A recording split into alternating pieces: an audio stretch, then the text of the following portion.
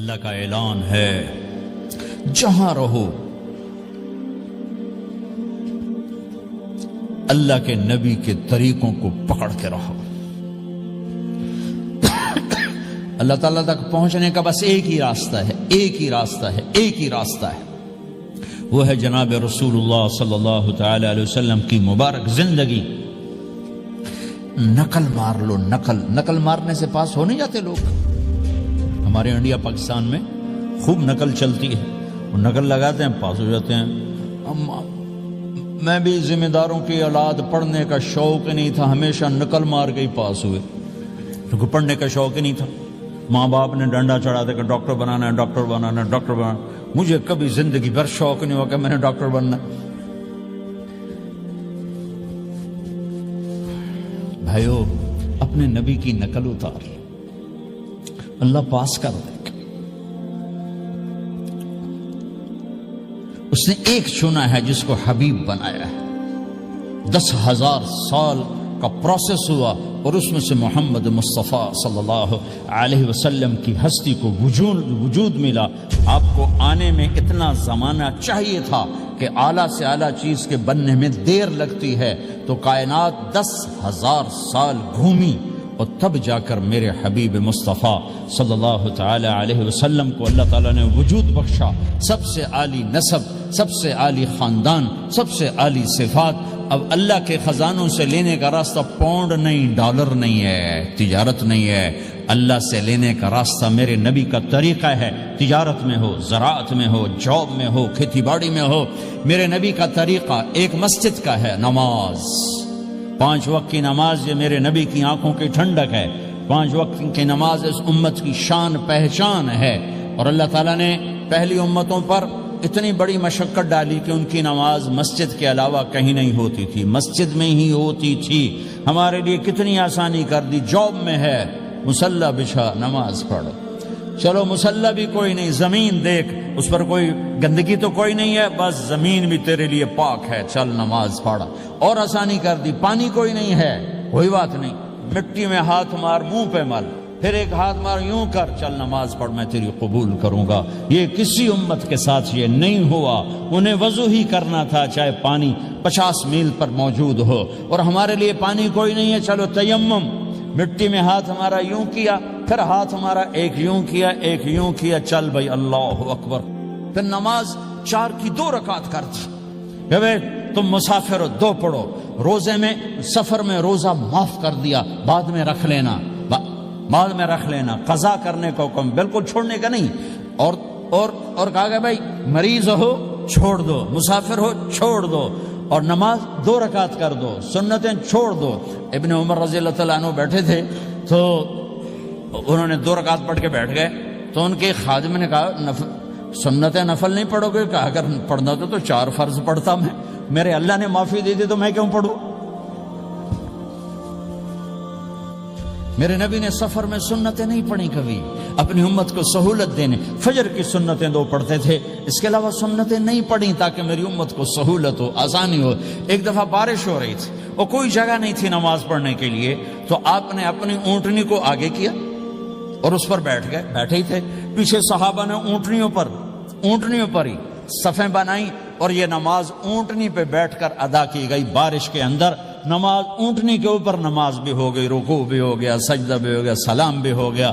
پہلی امتوں کے لیے نہیں تھا، سجدہ ہی کرنا پڑے گا. یہ اللہ کے محبوب مصطفیٰ صلی اللہ تعالی علیہ وسلم کی طفیل، میرے اللہ نے ہم پہ فضل و احسان کیا. تو میرے نبی کی زندگی میں عبادات میں نماز سب سے اعلیٰ نظر آتی ہے، سب سے نمایاں نظر آتی ہے. اور پھر بازار میں، گھر میں، دفتر میں، ماحول میں میرے نبی کے اخلاق، یہ زندگی کا دوسرا روشن پہلو ہے. میرے نبی کی ساری زندگی 2 لفظوں میں آتی ہے، عبادت اخلاق، عبادت اخلاق. یا 2 اور لفظ، حقوق اللہ، حقوق العباد، حقوق اللہ، حقوق العباد. حقوق اللہ میں نماز سب سے اعلیٰ، اور حقوق العباد میں لوگوں کی برداشت کرنا، لوگوں سے درگزر کرنا، معاف کرنا، جھوٹ سے بچنا، دھوکے سے بچنا. میرے نبی سے پوچھا گیا یا رسول اللہ مسلمان کنجوس ہو سکتا ہے؟ ہم نے کہا ہو سکتا ہے. یا رسول اللہ مسلمان کمزور ہو سکتا ہے، بزدل ہو سکتا ہے، ڈرپوک ہو سکتا ہے؟ آپ نے کہا ہو سکتا ہے. یا رسول اللہ مسلمان جھوٹ بول سکتا ہے؟ آپ نے کہا نہیں، جھوٹ نہیں بول سکتا. جھوٹ نہیں بول سکتا۔ ہے میرے نبی نے فرمایا میرا امتی ہر گناہ کر سکتا ہے پر ایک جھوٹ نہیں بولے گا، ایک دھوکہ نہیں دے گا۔ لیکن پوری دنیا میں سب سے زیادہ جھوٹ بولنے والا اور دھوکہ دینے والا وہ اس امت کا فرد بن چکا ہے۔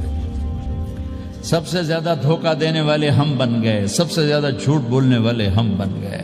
اور میرے نبی نے فرمایا تھا کہ مسلمان جھوٹ نہیں بولتا، دھوکہ نہیں دیتا، ہر گناہ کر سکتا ہے، جھوٹ نہیں بولے گا، دھوکہ نہیں دے گا۔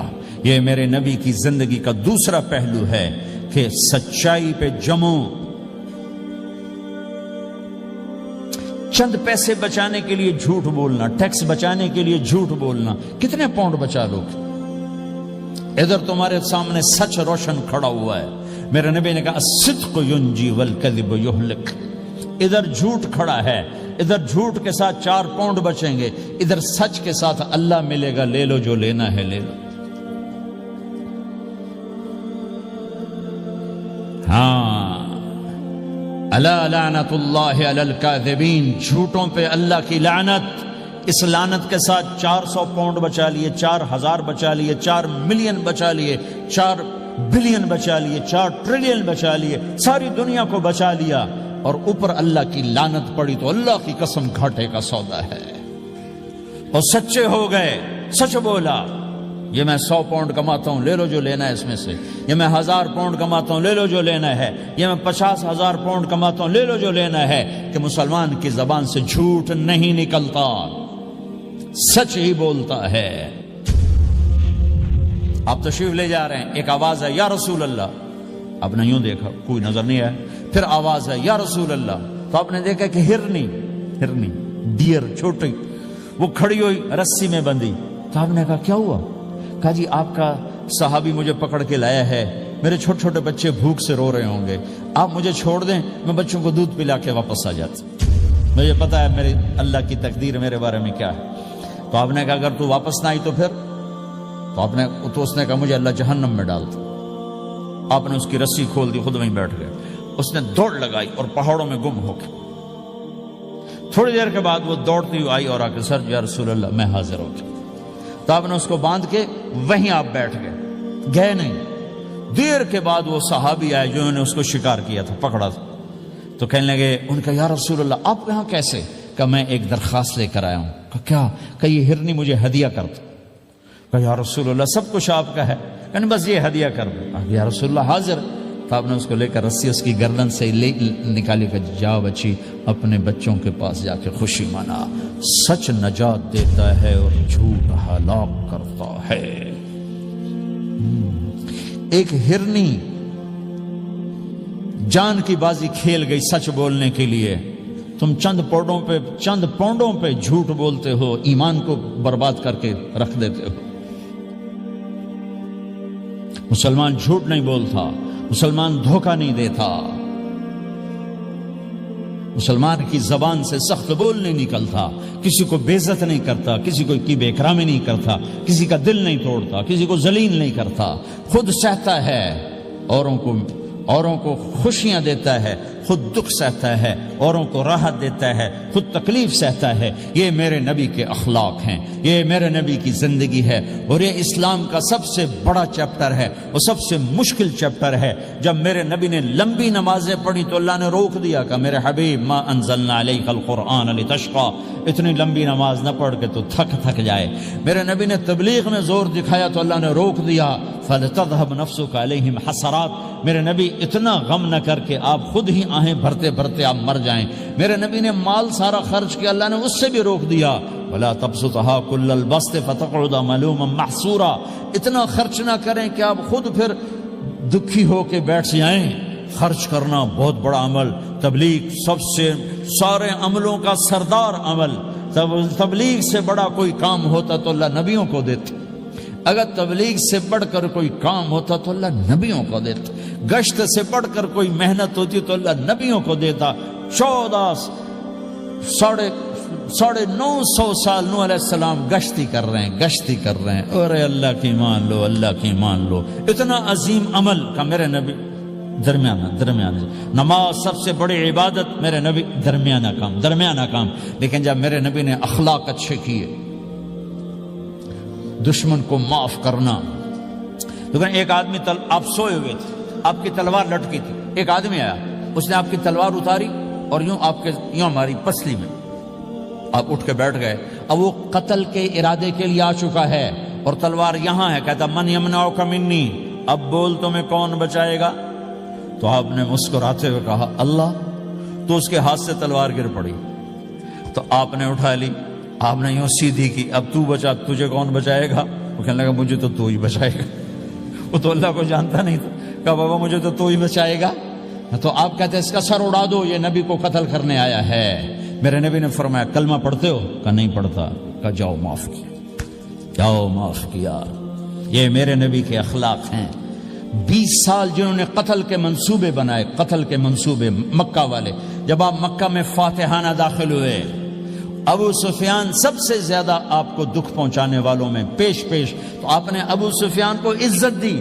جو ابو سفیان کے گھر میں داخل ہوگا اس کو کچھ نہیں کہا جائے گا. آپ تو ابو سفیان کو بلا کے سولی پہ لٹکاتے، اور آپ کہہ رہے ہیں جو ابو سفیان کے گھر میں جائے گا اسے کچھ نہیں کہا جائے گا، جو بیت اللہ میں ہوگا اسے کچھ نہیں کہا جائے گا. سارا مکہ سامنے، آپ یوں بیت اللہ کا دروازے پر یوں دونوں ہاتھ ایسے ٹکا کے کھڑے تھے. پھر آپ نے کہا میں کیا کروں گا اب تمہارے ساتھ؟